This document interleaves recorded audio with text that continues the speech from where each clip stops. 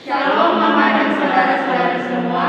Kami dari kelompok 7, saya atas nama Nasario Custodius Watiu. Saya Susana Binti Jamailang. Saya Putri Triadu. Saya Marta Heterina Janipuling. Kami akan mempresentasikan hasil kerja kami mengenai membaca Alkitab dengan mata baru berdasarkan surat Galatia 3 ayat 26 hingga ayat yang ke-29. Selamat menyaksikan. Baik, saya akan membacakan bab 1 mengenai pendahuluan. Bagian A, latar belakang teks dan pengertian membaca Alkitab dengan mata baru. Membaca Alkitab dengan mata baru merupakan sebuah metode yang diperkenalkan sebagai sebuah perspektif untuk membaca Alkitab. Dewan Gereja Dunia di awal tahun 2000-an memperkenalkan metode ini dan programnya pun kemudian segera diadopsi pada banyak konteks lokal. Oleh karena itu, melalui metode penafsiran membaca Alkitab dengan mata baru ini hendak memberikan suatu kajian teologis yang dalam rangka menghasilkan suatu transformasi bagi iman percaya orang Kristen, bahwa setiap orang tanpa memandang latar belakangnya juga merupakan ahli waris sebagaimana yang diungkapkan Paulus kepada jemaat di Galatia, bahwa baik orang Yunani maupun orang Yahudi, hamba atau orang merdeka, dan laki-laki maupun perempuan menerima janji Allah. Dari metode ini dapat menyajikan berbagai tafsiran Alkitab untuk menjawab pergumulan masa kini, terkhususnya mengenai perbedaan dalam strata sosial, bahkan sampai pada hal-hal rohania. Perbedaan menurut Kamus Besar Bahasa Indonesia berarti beda atau selisih, perpecahan yang terjadi karena paham.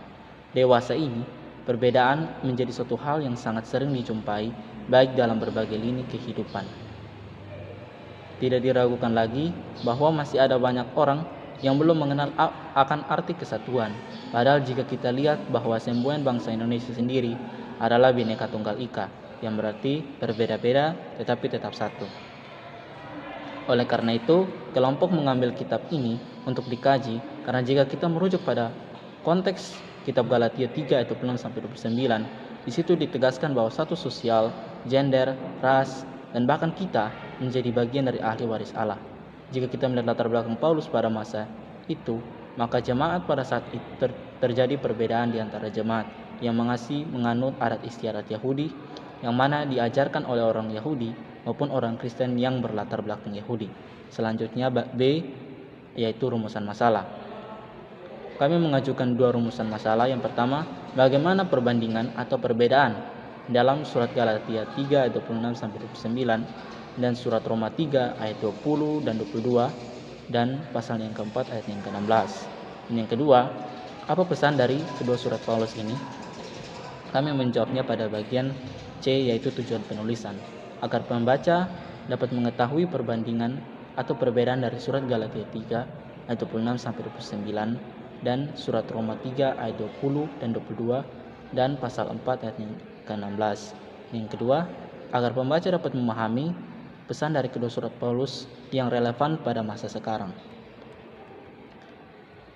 Metode yang kami gunakan sendiri ialah untuk mengerjakan makalah ini merupakan metode penulisan deskriptif analitis dengan cara membaca buku dan artikel yang memperkuat tulisan ini, dan metode membaca Alkitab dengan mata baru sebagai acuan metode penafsiran.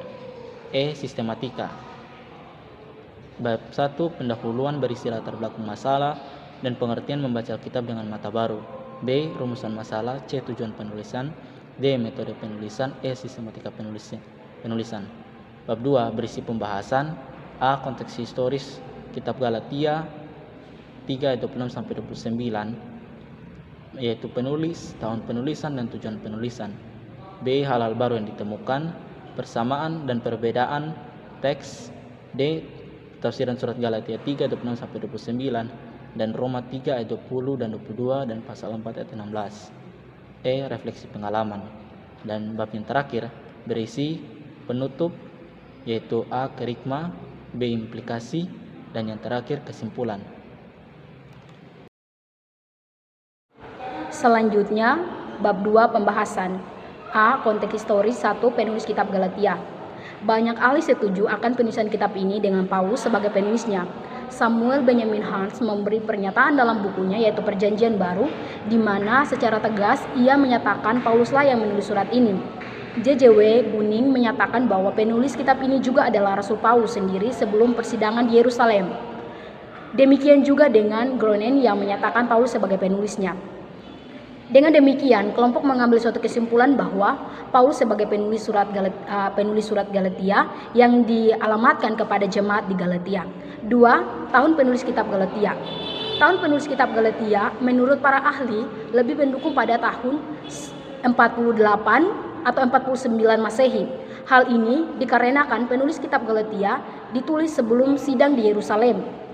Kitab ini ditulis di Antiochia dan merupakan kitab tertua dalam Perjanjian Baru. Dave Freeman memaparkan akan kronologi penulis surat ini ialah sebagai berikut. Sesudah penulis meninggalkan Damsyik, ia pergi ke Yerusalem. Tidak lama kemudian ia ke wilayah jajahan Syria Kilkia. Di situ ia pernah memberitakan Injil, terambil dalam Galatia 1 ayat 23. Agaknya kepada orang-orang bukan Yahudi yang juga dengan tidak menuntut sunat. Lalu ia dipanggil Barnabas ke Antiochia. Di sanalah mereka bekerja sama sampai utus ke Yerusalem untuk menyerahkan uang yang dikumpulkan bagi saudara-saudara di tanah Yudea. Setibanya di sana, Paulus menggunakan kesempatan ini untuk memberitakan Injil, terlihat dalam Galatia 2 ayat 2 dan 3. Dan pemimpin di Yerusalem tidak berkeberatan. Paulus dan Barnabas pulang ke Antiochia dan diutus mengadakan perjalanan pertama. Setibanya di Antiochia, timbullah percocokan dengan orang-orang Kristen Yahudi tentang sunat. Kita bisa lihat dalam Kisah Para Rasul pasal 15 ayat 1 dan 2. Bahkan mereka sudah mempengaruhi juga jemaat-jemaat yang baru dibangun pada perjalanan pertama. Oleh sebab itu, sebelum Paulus berangkat ke Yerusalem untuk sidang itu, ia masih menulis surat Galatia ini, serta pendapatnya mengenai penulis kitab ini kira-kira pada tahun 48 sebelum Masehi. Yang ketiga, tujuan penulis kitab Galatia. Tujuan penulis dari surat Galatia ialah untuk menegur, menasihati, dan menguati jemaat di Galatia terkait dengan masalah yang saudara-saudaranya palsu. Kita lihat dalam Galatia 2 ayat 4 dan 5. Ke dalam jemaat itu, mereka memaksakan sunat dan hukum Taurat kepada jemaat Galatia serta memaksakan penanggalan liturgi Yahudi. Kita lihat dalam Galatia 4 ayat yang ke-10. Lebih lanjut, mereka menghanyut jemaat di sana agar meragukan kerasulan Paulus karena pemberitaan Paulus tidak berasal dari Tuhan. Kita lihat di Galatia 1 ayat 1 dan 18. Hal ini dilakukan oleh orang Yahudi dan orang Kristen, namun berterbelakang Yahudi yang masih memegang tradisi Yahudi. Paulus juga menyampaikan kekesalannya dalam kitab ini mencakap mereka sebagai orang bodoh. Kita lihat dalam Galatia 3 ayat 1 sampai 5. Sebab baru saja ia meninggalkan jemaat itu, maka seketika juga mereka meninggalkan iman serta berbalik dari kasih Allah. Namun di satu sisi ia juga mengimbau para pembaca surat untuk berdiri dalam kemerdekaan Kristus dan tunduk di bawah perhambaan. Hal-hal baru yang ditemukan menurut terjemahan baru Lembaga Alkitab Indonesia dan Alkitab Bahasa Indonesia sehari-hari. Ke-1, kesatuan anak-anak Allah melalui iman kepada Kristus, ayat yang ke-26. Kesatuan anak-anak Allah melalui iman kepada Kristus, ayat yang ke-26. 2, menurut terjemahan baru Lembaga Alkitab Indonesia, tidak terdapat lagi tembok-tembok perbedaan, ayat yang ke-28. Dan Alkitab Bahasa Indonesia sehari-hari, tidak terdapat lagi tembok-tembok perbedaan, ayat yang ke-28. Dan ketiga, terjemahan baru Lembaga Alkitab Indonesia, hukum Taurat bukanlah jalan keselamatan yang utama, ayat yang ke-26. Dan Alkitab Bahasa Indonesia sehari-hari, hukum Taurat bukanlah jalan keselamatan yang utama, ayat yang ke-20.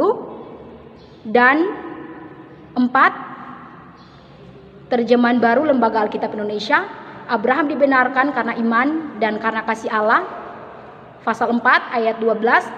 Alkitab Bahasa Indonesia sehari-hari, Abraham dibenarkan karena iman dan karena kasih Allah, pasal 4 ayat yang ke-12. Selanjutnya B, persamaan dan perbedaan.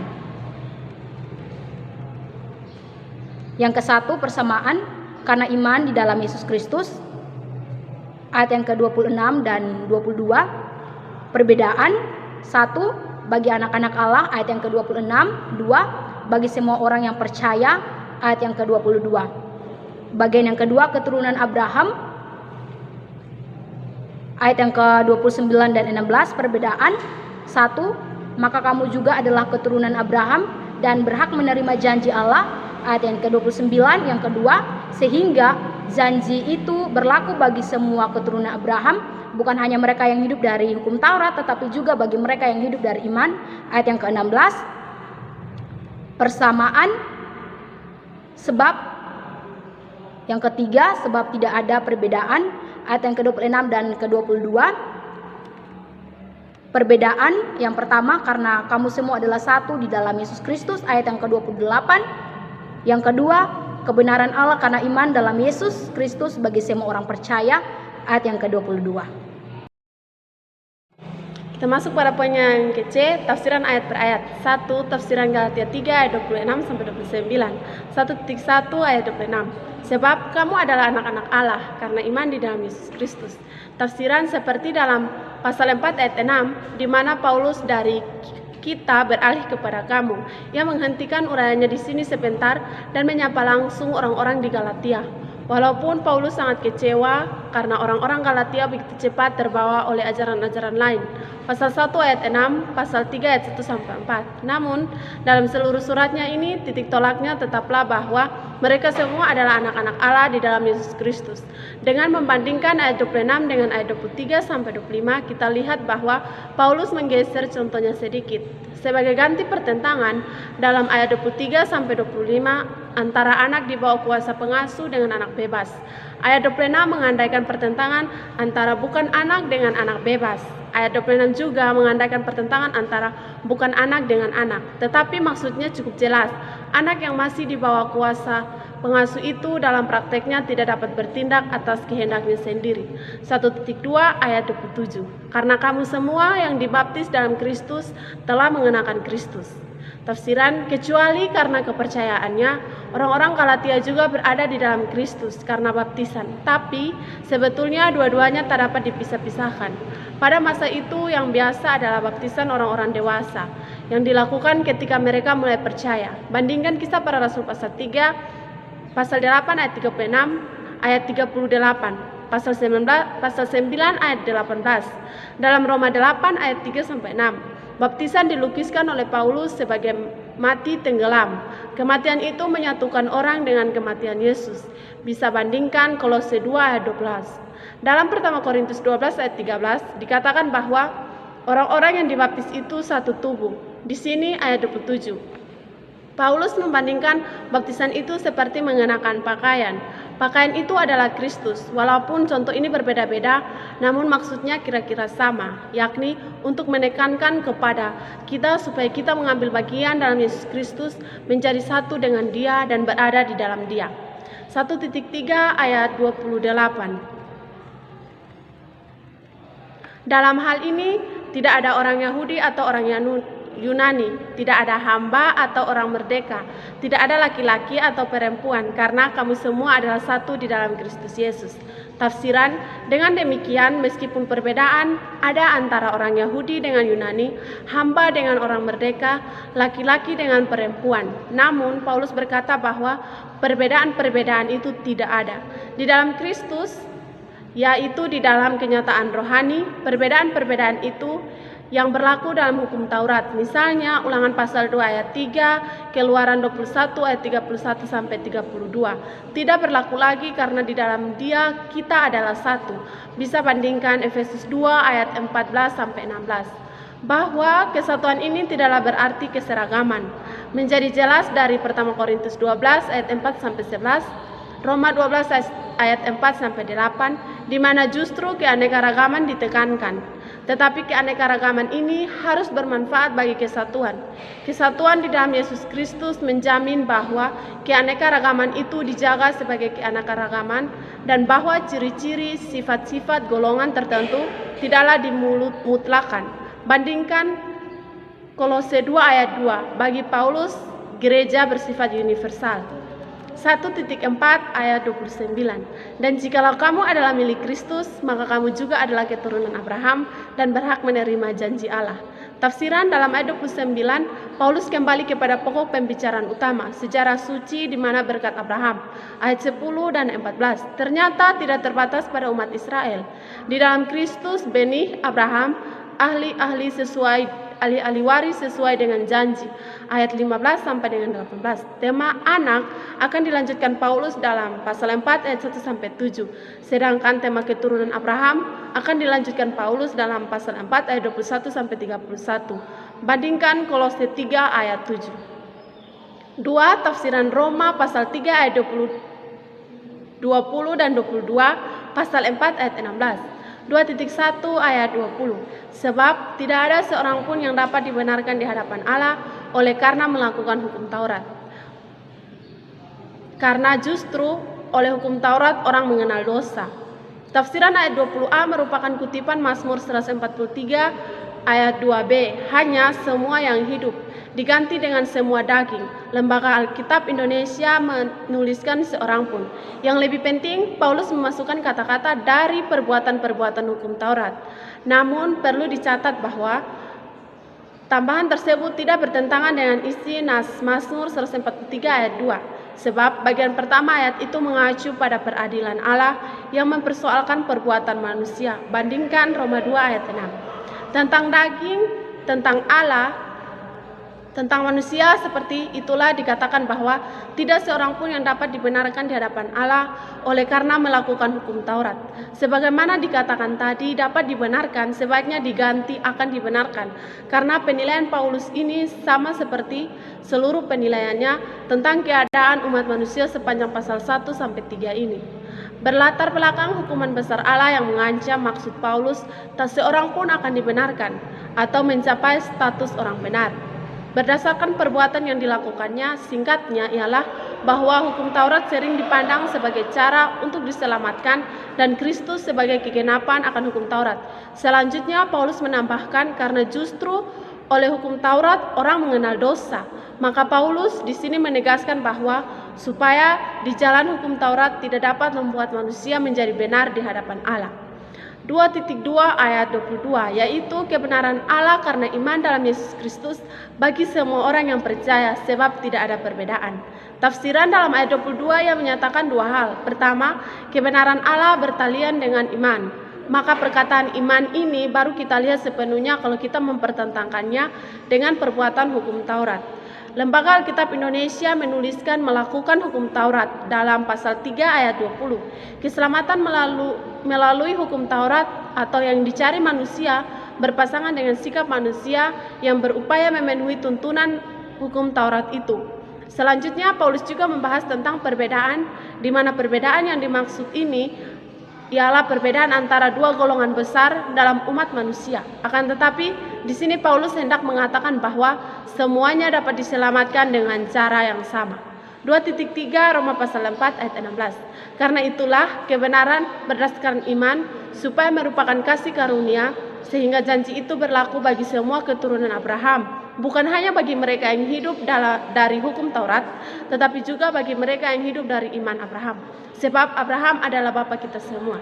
Tafsiran bagian pertama ayat 16 mengandung kesimpulan, karena itulah kebenaran berdasarkan iman. Hukum Taurat tidak mungkin mengandung gerakan harta yang dijanjikan itu.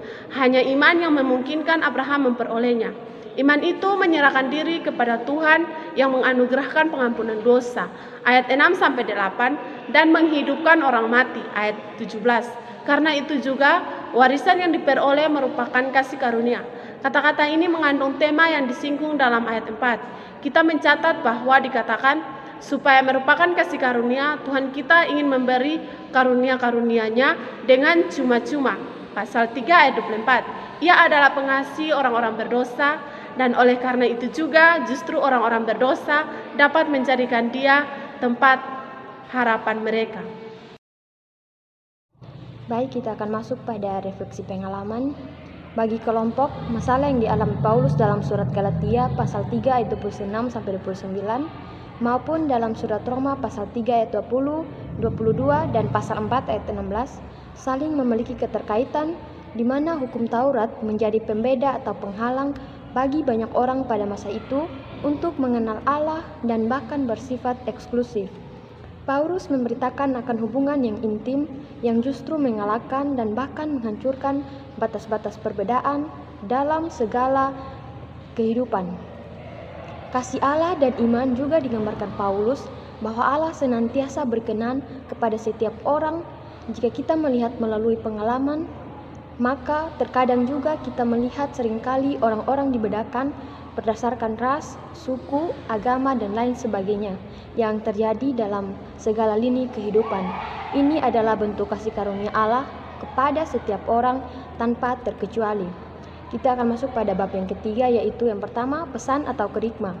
Dari kedua teks tersebut, yaitu surat Galatia 3 pasal 3 ayat 26 sampai 29 dan Kitab Roma pasal 3 ayat 20 dan 22 dan pasal 4 ayat 16 memberikan kepada kita pesan bahwa kita semua adalah anak-anak Allah karena iman di dalam Yesus Kristus, karena kita semua telah dibaptis dalam Kristus dan telah mengenakan Kristus. Hukum Taurat Yahudi yang memisahkan orang Yahudi dengan kita dari bangsa lain hanya sebagai indikator yang menunjukkan kita semua berdosa dan harus bertobat dan harus mempercayakan diri kepada Tuhan Yesus sekali untuk selamanya. Sekarang kita semua adalah satu di dalam Tuhan Yesus. Tidak ada lagi sekat pemisahan karena Yesus Kristus saja sekarang yang hidup dalam kita. Permasalahan yang sementara ini hampir-hampir terjadi di lingkungan kita adalah tentang perbedaan berdasarkan ras, suku, agama, dan lain sebagainya. Namun, kita kembali diingatkan dalam kedua surat ini, yaitu surat Galatia dan Roma, tentang kasih Allah yang menyatukan setiap perbedaan di dalam pelukannya. Kita tahu bahwa kasih Allah di dalam Yesus mampu menyatukan setiap perbedaan dengan tidak memandang satu lebih dari yang lain. Yang berikut yaitu implikasi dalam surat Galatia 3 ayat 26 hingga ayat 29 dan Roma 3 ayat 20 dan ayat 22 dan pasal 4 ayat 16 mengandung suatu pesan bahwa kita semua adalah anak-anak Allah karena iman di dalam Yesus Kristus, karena kita semua telah dibaptis dalam Kristus dan telah mengenakan Kristus. Kita menjadi putra dan putri Allah yang dewasa secara iman kepada Kristus tanpa seorang penuntun. Ketika kita dibaptis, kita mengenakan Kristus. Kita adalah satu di dalam Kristus. Ras, status sosial, dan gender tidak menjadi masalah karena kita menjadi putra dan putri Abraham dan berhak menerima janji Allah. Sekarang orang Yahudi dan orang bukan Yahudi memiliki hidup yang kekal di dalam Yesus Kristus. Orang bukan Yahudi maupun orang Yahudi disambut ke dalam keluarga Allah dengan iman. Dengan demikian, mereka memperoleh kedudukan mereka di dalam Yesus Kristus, dibaptis dalam Kristus. Tuhan Yesus menjadi kunci dan tanda dari satu hidup baru yang dialami bersama semua orang percaya. Semua adalah satu di dalam Kristus Yesus. Menjadi anak Allah berarti menjadi anggota persaudaraan di dalam Kristus. Pembedaan dan pemisahan yang biasa terjadi di dalam kehidupan dihapuskan oleh hubungan ini. Berada dalam Kristus Yesus, menjadi miliknya, membuat orang menjadi bagian dari keturunan Abraham, sebab Kristus adalah keturunan Abraham sebagaimana sudah dikemukakan dalam pasal 3 ayat 16 dan 19, kedudukan sebagai anak menjadi orang percaya juga menjadi ahli waris. Itu bisa kita bandingkan dengan Roma pasal 8 ayat yang ke-17. Di masa sekarang ini, khususnya di Indonesia, terdapat banyak hal yang menyangkut perbedaan yang dapat menyebabkan terjadinya perpecahan di dalam bangsa ini. Salah satu contohnya adalah gereja. Gereja di masa sekarang ada yang berdasarkan suku dan ada pula yang berdasarkan wilayah geografis. Antar gereja kerap terjadi persaingan karena merasa sebagai yang lebih baik. Bahkan tak jarang juga gereja saling berebut warga jemaat. Tetapi sekalipun gerejanya berbeda-beda, kita harus menyadari bahwa kita semua adalah anak-anak Allah. Sebagai sesama anak-anak Allah, semua orang percaya seharusnya saling menghormati dan berkolaborasi. Apalagi kita sama-sama berada di Indonesia. Itu berarti kita menghadapi pergumulan dalam konteks yang sama, sehingga sebagai saudara sebangsa, kita pun harus mencari solusi bersama. Karena itu seharusnya tidak ada lagi gereja A ataupun gereja B. Sebaliknya, dari surat Galatia 3 ayat 26-29 dan Roma ini mengikatkan kita agar kita mampu dan mau untuk menerima perbedaan yang ada, karena kita semua adalah anak-anak Allah karena iman di dalam Yesus Kristus, karena kita semua telah dibaptis di dalam Kristus dan telah mengenakan Kristus. Karena itu kita harus membangun persatuan dan kesatuan kita di antara perbedaan-perbedaan, dan kita harus berperan aktif dalam kehidupan bersama sebagai rakyat Indonesia. Yang terakhir yaitu kesimpulan. Dari kitab yang sudah kami tafsir, kami menarik kesimpulan bahwa membaca Alkitab dengan mata baru bukan hanya sekedar membaca saja, namun kita harus secara perspektif untuk membaca Alkitab. Dari kedua kitab di atas, kami menyimpulkan bahwa kita semua umat manusia berhak menerima janji Allah dan akan mewarisi kerajaan Allah. Dari surat Galatia dan Roma ini mempunyai arti dan makna yang berbeda, namun memiliki satu tujuan. 12 negara kita di Indonesia ini juga terdapat banyak sekali persamaan dan perbedaan.